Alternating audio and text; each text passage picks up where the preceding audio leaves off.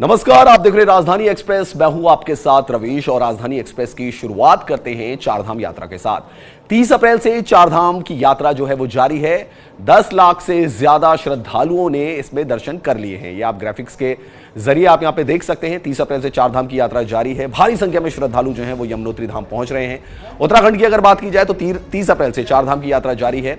भारी गर्मी के बावजूद भी यहां यात्रियों की संख्या में लगातार वृद्धि देखने को मिल रही है। दुनिया के कोने कोने से भक्त दर्शन के लिए पहुंच रहे हैं। ये आप देख सकते हैं, ग्राफिक्स के जरिए भी हम आपको दिखा रहे हैं। सभी चारों धामों के सबसे अधिक केदारनाथ और यमुनोत्री में श्रद्धालुओं की संख्या देखने को मिल रही है। तो ये ग्राफिक्स के जरिए भी हम आपको बता रहे हैं। लगातार चारधाम यात्रा जो है वहां पर यात्री पहुंच रहे हैं। यमुनोत्री धाम में 2,05,000 श्रद्धालुओं ने दर्शन किए हैं। गंगोत्री धाम में 1,86,000 भक्तों ने दर्शन किए हैं। केदारनाथ धाम में 4,29,000 श्रद्धालुओं ने दर्शन किए हैं। बद्रीनाथ धाम में 2,74,000 श्रद्धालुओं ने दर्शन किए हैं। तो केदारनाथ और यमुनोत्री धाम पहुंच रहे हैं ज्यादा से ज्यादा भक्त। 30 अप्रैल से चारधाम यात्रा शुरू हो गई थी।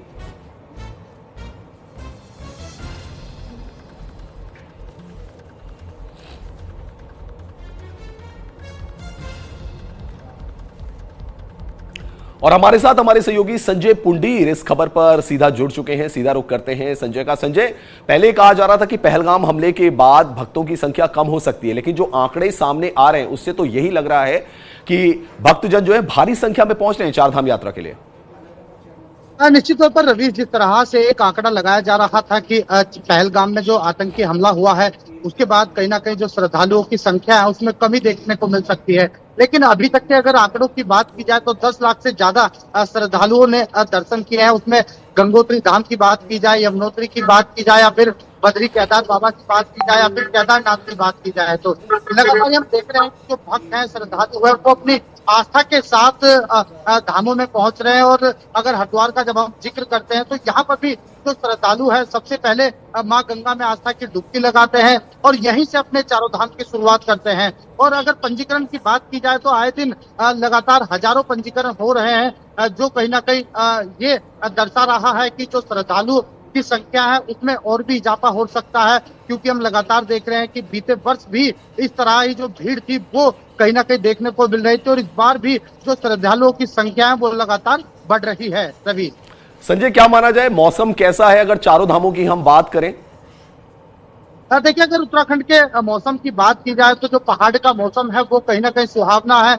जहां लोगों को भीषण गर्मी से राहत मिली है तो वहीं कुछ जिले ऐसे भी हैं जहां पर हल्की बूंदाबांदी हो रही है और मौसम विभाग की माने तो आने वाले 2 से 4 दिनों में भारी बारिश भी हो सकती है, जिससे कहीं ना कहीं यात्रियों को कहा गया है कि अगर आप यात्रा कर रहे हैं तो आप संभल कर रहें, क्योंकि जो पहाड़ों का रास्ता होता है वो कहीं ना कहीं खतरनाक साबित होता है। और बीते वर्ष भी हमने देखा है कि जब भारी बारिश हुई थी तो जो यात्री थे वो कहीं ना कहीं रुक गए थे और प्रशासन लगातार लोगों को जागरूक कर रहा है, समय समय पर लोगों को बता रहा है कि अगर मौसम खराब है तो आप कहीं सुरक्षित स्थान पर रुक जाए, क्योंकि जो पलायन के जो ड्राइवर होते हैं, गाड़ी चालक होते हैं, वो कहीं ना कहीं खतरों का सामना ना करे।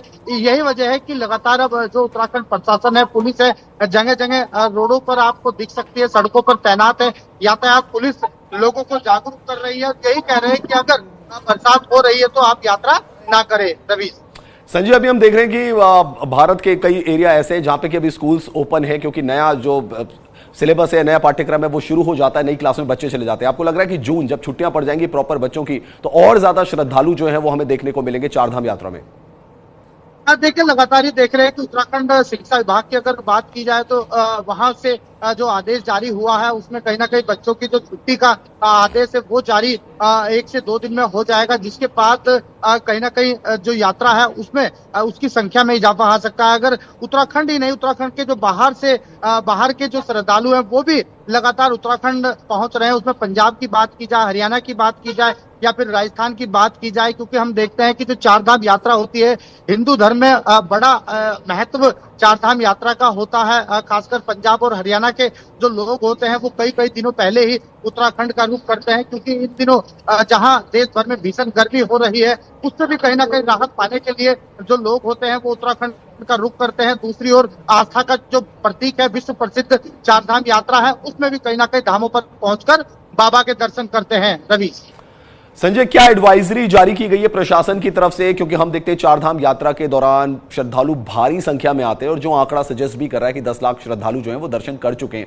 ऐसे में क्योंकि और श्रद्धालु आ सकते हैं, श्रद्धालुओं की संख्या जो है वो बढ़ सकती है, तो एडवाइजरी क्या है प्रशासन की तरफ से?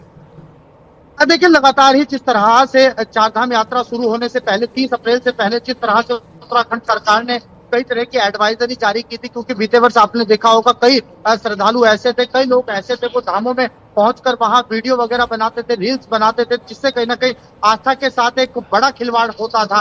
और यही वजह इस बार उत्तराखंड पुलिस ने साफ कर दिया है कि अगर इस तरह की कोई रील बनाता है या फिर मंदिर प्रांगण में या मंदिर परिसर में वहां पर इस तरह की रील वायरल करता है जिससे आस्था को ठेस पहुंचे, तो उनके खिलाफ कार्यवाही की जाएगी। इसके साथ ही अगर जो लोग यात्रा करना चाहते हैं, जो श्रद्धालु यात्रा करना चाहते हैं, सबसे पहले उन्हें अपना पंजीकरण कराना होगा। अगर उनका स्वास्थ्य सही है तो उसके बाद ही वह यात्रा कर सकते हैं। खासकर अगर बुजुर्ग लोगों की बात की जाए तो उनके लिए भी अलग से एडवाइजरी जारी की है। उनका स्वास्थ्य जो मापदंड है उनके पूरे होने चाहिए, क्योंकि स्वास्थ्य सही होना बहुत ही जरूरी हो जाता है। जब पहाड़ी क्षेत्रों में लोग जाते हैं तो वहां पर जो टेम्परेचर होता है उसमें बदलाव देखने को मिलता है। तो ऐसे में जो श्रद्धालु यात्रा कर रहा है उसका स्वास्थ्य चेकअप होता है, उसके बाद पंजीकरण होता है, उसके बाद ही वह यात्रा में शामिल होता है।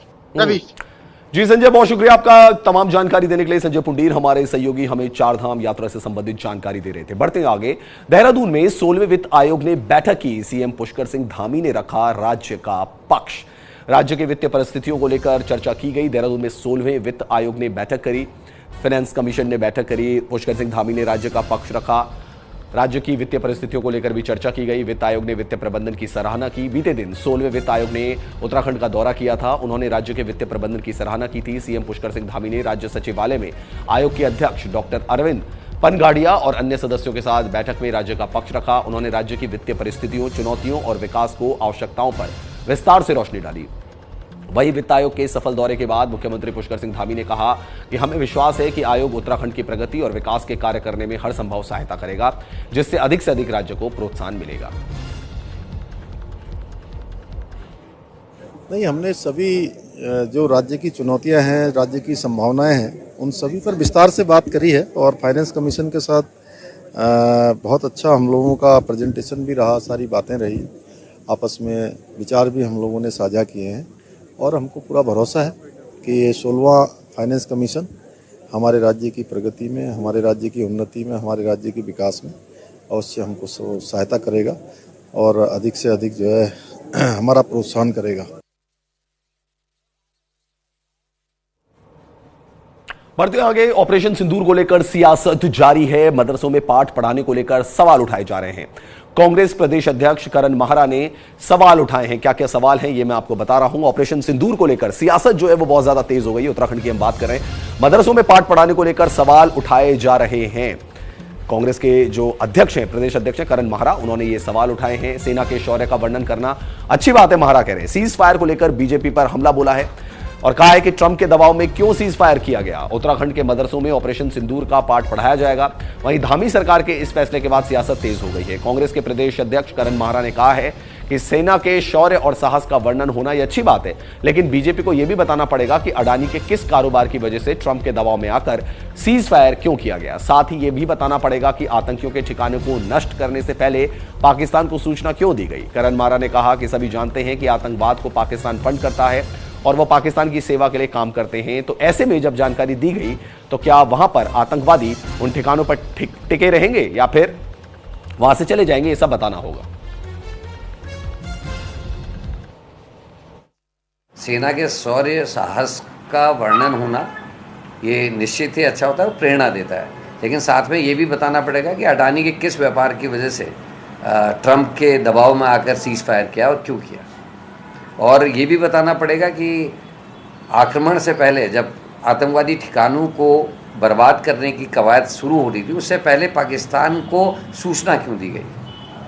क्योंकि ये सब जानते हैं कि वो जो आतंकवादी हैं वो पाकिस्तान से फंडेड हैं, पाकिस्तान की सेना के लिए काम कर रहे हैं। तो सेना उनको क्यों मरने के लिए छोड़ती? क्या वो वहाँ बैठे रहे होंगे कि आज रात को आएंगे और हमको गोले मार के जाएंगे? तो ये जो सूचना दी गई भारत के कुछ लोगों के द्वारा, वो क्यों दी गई, इस बात का भी उत्तर देना चाहिए, इसका भी उल्लेखित होना चाहिए। चलिए अगली बड़ी खबर की तरफ बढ़ते हैं। 25 मई से शुरू होगी हेमकुंड साहिब की यात्रा। गुरुद्वारा ट्रस्ट की ओर से आरोपियों के खिलाफ मुकदमा दर्ज कर लिया है। पार्किंग में लगे कैमरों की फुटेज खंगालते हुए आरोपियों की धरपकड़ भी शुरू कर दी है।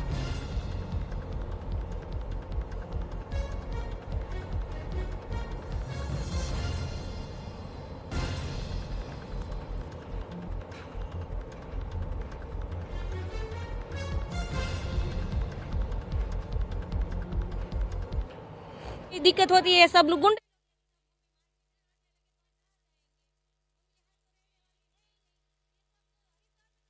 स्वर्ग है, ऐसा स्वर्ग होता है? ऐसा तो स्वर्ग तो होता ही नहीं ना कभी। तो जैसे कुछ कहीं गए नहीं, कहीं घूमने ही नहीं गए, इधर ही है, खाना ही नहीं पकाया है ना, कहीं जाएंगे, किसी को डर लग रहा है। क्या मांग करके हमारा ये सब है ठीक करा दे हमें, और अच्छे से कहीं दिक्कत नहीं होनी चाहिए पूरे हरिद्वार में। पूरा जो हरिद्वार है, हम सनातन से जुड़े, ज्यादा कह नहीं सकता, लेकिन कहना पड़ रहा है मुझे कि हरिद्वार का अब मुझे चोरदार दिखने लगा है। उसमें थोड़ा सुधार पानी करे, उससे यहाँ का जो मुख्यमंत्री कोई भी प्रशासन है थोड़ी कार्यवाही अच्छे से करे, और जेब कतरो इतना बड़ा घूमते घाटों पर, तो उसका भी पूरी निगरानी अच्छे से रखे। बहुत सा डर है, जो घटना हुई तब से कोई घूमने नहीं गया। ये लोग को परसों जाना था, वो आज चला जाने वाला, हरिद्वार नहीं घूमा, उसने नहीं देखा, क्योंकि सनातन धर्मियों की ये राजधानी है हरिद्वार। वहाँ पर जो देखना, दर्शन करना, तीर्थ यात्रियों को श्रद्धा लेकर आते, बिना दर्शन किए जा रहे। बढ़ते हैं आगे। अगली बड़ी खबर रामनगर से। रामनगर में निकाली गई विशाल सम्मान तिरंगा यात्रा। तिरंगा यात्रा में भारी संख्या में लोग जो थे वो मौजूद रहे। यात्रा में मुस्लिम समाज के लोगों ने भी हिस्सा लिया। तो रामनगर में निकाली गई विशाल तिरंगा सम्मान यात्रा, और तिरंगा यात्रा में भारी संख्या में लोग मौजूद रहे। मुस्लिम समाज के जो लोग थे उन्होंने भी इसमें हिस्सा लिया। जम्मू कश्मीर के पहलगाम में हुए आतंकी हमले के बाद शहीद हुए लोगों के प्रति श्रद्धांजलि अर्पित करने के साथ ही ऑपरेशन सिंदूर के सफल ऑपरेशन के तहत पाकिस्तानी आतंकी ठिकानों को जड़ से समाप्त करने में भारतीय सेना ने जो पराक्रम दिखाया, उसके लिए भारतीय सेना के सम्मान में रामनगर में एमपी इंटर कॉलेज से नगर तक विशाल तिरंगा सम्मान यात्रा निकाली गई। यात्रा में भारी संख्या में लोगों ने हाथ में तिरंगा झंडा लेकर भारतीय सेना द्वारा दिखाए गए पराक्रम को लेकर उन्हें अपनी सलामी दी। वहीं इस यात्रा में स्कूली बच्चों के साथ मुस्लिम समाज के लोग भी शामिल हुए। ये पार्टी का नहीं, हमारा कोई झंडा नहीं है, हमारा कोई बिल्ला नहीं है, हमारा कोई पट्टा नहीं है। ये जो अब ठीक है हम सत्ता में हैं, सरकार कर रही है, तो व्यवस्था हम लोगों ने करी है, तो उसमें सभी लोग हैं। उसमें हमारे जो वरिष्ठ जन हैं, हमारे जो पूर्व सैनिक हैं, हमारी जो संस्थाएं हैं, इसमें सभी हैं। इसमें मदरसे के लोग भी हैं, इसमें हमारे जो इंटर कॉलेज के हैं और हमारे महाविद्यालय के बच्चे जो हैं, ये सब के जो अंदर जो उत्साह है, अभी धीरे धीरे ये कारवां बढ़ेगा। और आप देखेंगे तो हम बहुत ज़्यादा जो उत्साह पूरे देश में, आज रामनगर में भी वो उत्साह देखा गया। अगली बड़ी खबर सहसपुर से है। सहसपुर में तिरंगा शौर्य सम्मान यात्रा निकाली गई। पूर्व सैनिकों समेत सभी वर्गों के जो लोग थे वो इस यात्रा में शामिल हुए। विधायक सहदेव सिंह पुंडीर भी इस यात्रा में शामिल हुए। सेना और पीएम की वजह से देश सुरक्षित है, ऐसा कहा गया। सेना ने दुश्मनों को मुंह तोड़ जवाब दिया है और हमें गर्व है कि अपनी सेना और देश के प्रधानमंत्री पर हमें गर्व है। तो विधायक सहदेव सिंह पुंडीर भी इसमें शामिल हुए। सहसपुर में आज देशभक्ति में लीन नजारा देखने को मिला। तिरंगा शौर्य सम्मान यात्रा में पूर्व सैनिकों से लेकर आम नागरिक तक हर कोई जुड़ा नजर आया। जन सैलाब के साथ विधायक सहदेव सिंह पुंडीर भी कदम से कदम मिलाते हुए दिखे। इस बीच उन्होंने कहा कि हमारा देश आज प्रधानमंत्री नरेंद्र मोदी और सेना की बदौलत पूरी तरह सुरक्षित है। हमारी सेना ने दुश्मनों को मुंह तोड़ जवाब देकर देश का मान बढ़ाया है और अंत में हमें गर्व है अपनी सेना पर और अपने देश के प्रधानमंत्री पर।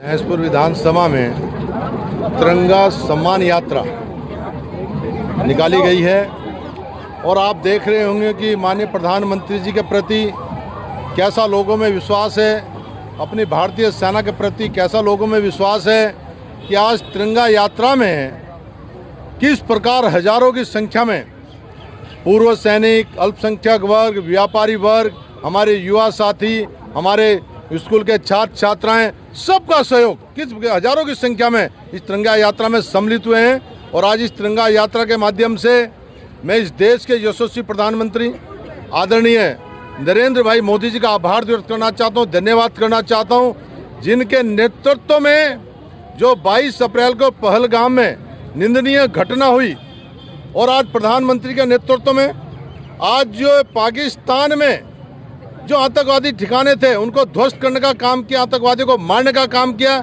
इसलिए मैं आज इस तिरंगा यात्रा में आदरणीय प्रधानमंत्री नरेंद्र मोदी जी का आभार व्यक्त करना चाहता हूं, अपनी भारतीय सेना का आभार व्यक्त करना चाहता हूं। और जो हमारे ये भारतीय सेना में हमारी महिला शक्ति, जो महिला सशक्तिकरण की हम बात करते हैं, मैं उनका भी आभार करना चाहता हूं। अगली बड़ी खबर देहरादून से है। देहरादून की सड़कों पर उतरी आरटीओ की टीम। 106 गाड़ियों के काटे गए चालान और 20 गाड़ियों को सीज भी कर लिया गया। तो देहरादून की सड़कों पर आरटीओ की टीम उतरी, कई गाड़ियों के चालान काटे गए, कुछ गाड़ियों को सीज भी कर लिया गया। देहरादून आईएसबीटी के आसपास में भीड़, गाड़ियों के परिचालन और पार्किंग को लेकर लगातार मिल रही शिकायतों के विरुद्ध जो है आरटीओ देहरादून के निर्देश पर प्रवर्तन टीम ने आईएसबीटी और इसके आसपास के इलाकों में सघन चेकिंग अभियान चलाया। इस अभियान में 106 गाड़ियों के चालान काटे गए और 20 गाड़ियों को सीज किया गया।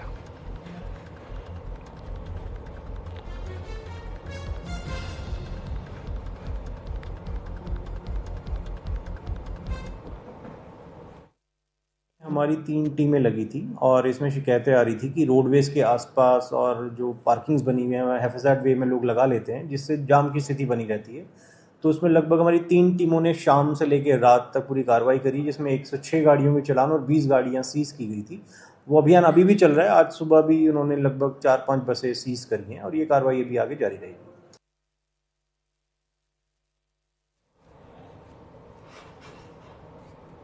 बढ़ते आगे, बागेश्वर के उप तहसील में काम अभी तक शुरू नहीं हुआ है। काम शुरू न होने के कारण लोग परेशान हैं।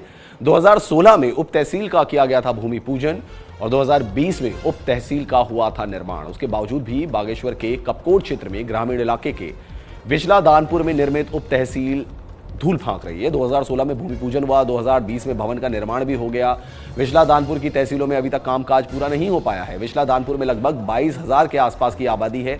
अभी भी अपने छोटे मोटे कामों के लिए कपकोट तहसील का रुख करना पड़ता है उनको। विचला दानपुर की क्षेत्रीय जनता कई बार प्रशासन स्तर पर विचला दानपुर की उप तहसील में काम काज शुरू होने हेतु गुहार भी लगा चुकी है, लेकिन कोई सुध लेने वाला नहीं है।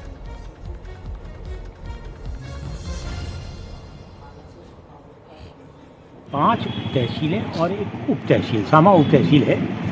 मैं एक ही तो आपके पास जनपद में तहसीलदार है, 6 तहसीलों पर एक तहसीलदार है, बाकी तहसीलें आपने प्रभारियों को सौंप रखी हैं। जहाँ तक रहा धूल फांकने का सवाल और सामा की बिल्डिंग, निश्चित रूप से सामा में बिल्डिंग बनी है, क्योंकि जब आप तहसील स्वीकृत होती है तो पैसा भी आता है भवन इत्यादि के लिए। ये भवन के लिए पैसा आता तो ठेकेदारी के काम होते हैं, वो तो रातों रात हो जाते हैं, लेकिन उस भवन के अंदर जो एक स्ट्रक्चर होना चाहिए वो है नहीं, वो दुगनाकुरी में भी नहीं है। वो किसी भी जब मैं कह तो रहा हूँ ना कि 5 तहसील, एक उप तहसील के ऊपर सिर्फ एक तहसीलदार है, तो इनका स्ट्रक्चर तो काम कर नहीं रहा है। स्ट्रक्चर काम क्यों नहीं कर रहा है? क्योंकि राज्य का स्ट्रक्चर जो है वो खड़िया, रेता, बजरी नदियों में 5-5, 6-6, 6-7 जेसीबी नदियों के अंदर बैठे हुए हैं, पड़े हुए हैं, रेता निकाल रहे हैं ना।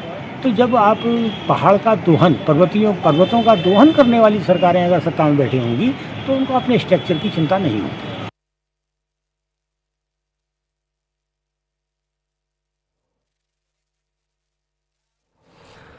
अगली बड़ी खबर हरिद्वार से। हरिद्वार में फेरी समिति की अहम बैठक हुई। नगर आयुक्त नंदन कुमार की अध्यक्षता में बैठक हुई। गंगा घाट और पुल नो वेंडिंग जोन घोषित किया गया। बैठक में अतिक्रमण हटाने का भी फैसला लिया गया। 12 वेंडिंग जोन का फिर कराया जाएगा सर्वे। अगली बैठक से पहले रिपोर्ट सौंपने के निर्देश दिए गए हैं। हरिद्वार में नगर आयुक्त नंदन कुमार की अध्यक्षता में फेरी समिति की अहम बैठक हुई। बैठक में फेरी समिति प्रभारी अधिकारी सहायक नगर आयुक्त महेंद्र यादव द्वारा 5 बिंदुओं का प्रतिवेदन प्रस्तुत किया गया, जिसमें प्रथम रूप से भगत सिंह चौक से सेक्टर 2 बैरियर के वेंडिंग जोन को व्यवस्थित किए जाने के साथ रोड़ी बेल वाला महिला पिक वेंडिंग जोन की महिलाओं को भी उचित स्थान पर दिए जाने को लेकर सहायक नगर आयुक्त महेंद्र यादव की अध्यक्षता में कमेटी का गठन किया गया। टीवीसी की बड़ी महत्वपूर्ण बैठक थी और मैं समझता हूं नंदन कुमार जी ने जैसे चार्ज संभाला है, ये प्रथम रूप से आज बैठक थी। बैठक में विशेष रूप से जो घाटों पर बिंदी, चूड़ी, माला बेचने वाली हमारी माताएं बहनें हैं, उनको कैसे विकल्प के रूप में समाहित किया जाए, उस पर विचार विमर्श किया गया। जो हमारा पिंक वेंडिंग जोन है, पिंक वेंडिंग जोन की जो महिलाएं हैं उनको कैसे समाहित किया जाए, उस पर विचार विमर्श किया गया। सेक्टर 2 बैरियर का जो हमारा वेंडिंग जोन है भगत सिंह चौक का, जिनमें 34 लोगों की सूची जारी कर दी थी, जिनको वहाँ पर दुकान आमंत्रित हो चुकी हैं और 17 लोगों के पैसे जमा हैं, उस पर विचार विमर्श किया गया। तभी लीजिए तय की गई एक जो है एक संयुक्त टीम का गठन कर दिया गया है आयुक्त महोदय के निर्देशन में, और वो 1 सप्ताह के अंदर अंदर जो है सभी जो विषय हैं उन विषयों पर जो है जांच करेगी। उस जांच करने के बाद में जो भी कमेटी की रिपोर्ट है, जिसमें कमेटी की रिपोर्ट में PWD है, नगर निगम है, सिंचाई विभाग है, अन्य विभागों के अधिकारी हैं, पुलिस प्रशासन भी उसमें सम्मिलित है, और उस जो कमेटी है उस कमेटी की रिपोर्ट के बाद में जो है फिर टाउन वेंडिंग कमेटी की बैठक होगी। टाउन वेंडिंग कमेटी उसमें निर्णय लेगी। देखिए, स्वतंत्र रूप से मैं आपको कह देना चाहता हूँ, आपके माध्यम से कह देना चाहता हूँ, हम लोग सक्षम हैं, क्योंकि टाउन वेंडिंग कमेटी का जो गठन हो रखा है शासन के निर्देशन में हो रखा है। हम किसी के रहमो करम पर नहीं है TBC के मेंबर। जो बार बार जो लोग हमारा विरोध करते हैं, जो लोग जानते नहीं कि स्ट्रीट वेंडर के लिए क्या करना है, स्ट्रीट वेंडर भी भारत के। टाउन वेंडिंग कमेटी की मीटिंग निरंतर होती रहती है। इसमें क्योंकि नगर निगम की भी भूमिका है, अन्य विभागों की भूमिका है, और जो वेंडर्स के प्रतिनिधि हैं वो लोग उपस्थित होते हैं, और जो वेंडर्स की समस्याएं हैं, चाहे वेंडिंग जोन। अगली बड़ी खबर रामनगर से है। रामनगर में जिम कॉर्बेट से बड़ी खबर हम आपको बता रहे हैं। कालागढ़ रेंज में 2 शावकों का शव मिला है। बड़ी खबर हम आपको बता रहे हैं। रामनगर से बड़ी खबर है जिम कॉर्बेट नेशनल पार्क से, जहां 2 शावकों का शव मिला है। 2 शावकों का शव, वन विभाग ने शावकों के शव को बरामद किया है। यह बड़ी खबर हम आपको बता रहे हैं। बेहद खराब हालत में बरामद शावकों का शव जो है वो मिला है। रामनगर के कॉर्बेट टाइगर रिजर्व में एक हैरान कर देने वाली और दुखद खबर सामने आई है। कॉर्बेट टाइगर रिजर्व के कालागढ़ रेंज के घने जंगलों में एक नर बाघ ने 2 मासूम शावकों को मौत के घाट उतार दिया। गश्त के दौरान वन विभाग की टीम को दोनों शावकों के विक्षत शव जो थे वो जंगल की मैगजीन स्रोत क्षेत्र में मिले, जिनकी हालत बेहद खराब थी। आज सुबह जो हमारी टीम जो थी वो पेट्रोलिंग के लिए गई, तो उनको वहां पर एक टाइगर कप की जो डेड टाइगर कप था उसके रिमेन्स वहां पर मिले। जब पूरे एरिया की कॉम्बिंग की गई तो एक और टाइगर कप जो था उसके भी जो रिमेन्स थे वहां पर उस क्षेत्र में मिले हैं। तो ये पूरा जो मामला है ये कालागढ़ रेंज की जो मैगजीन स्रोत है उसमें जंगल के अंदर ये पाया गया।